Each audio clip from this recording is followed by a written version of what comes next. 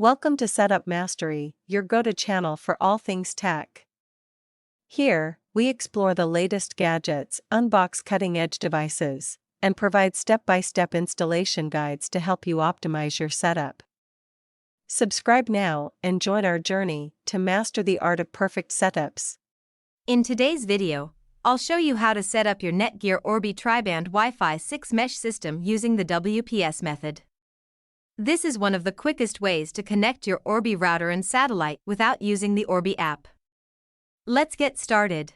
Begin by unboxing your NETGEAR Orbi system. Inside the package, you'll find the Orbi router, satellite units, power adapters, and an Ethernet cable. Make sure all components are included before starting the setup process. Connect your NETGEAR Orbi router to the modem using the included Ethernet cable. Next, plug the power adapter into the router and a wall outlet. Turn it on and wait for the LED to stabilize. Find the sync button on the back panel of your Orbi router. This button is used to connect and pair Orbi satellites with the router, helping extend Wi-Fi coverage throughout your home.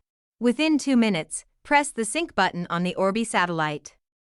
The satellite will begin searching for the router and establish a connection automatically.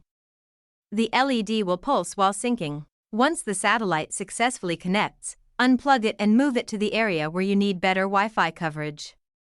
Plug it back in and wait for it to reconnect to the Orbi router automatically.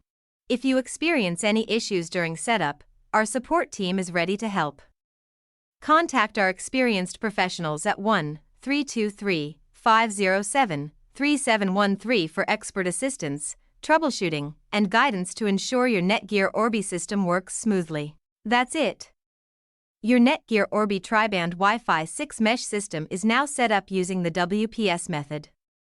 If this video helped you, don't forget to like, share, and subscribe for more Wi-Fi router, extender, and mesh system setup guides. Thanks for watching.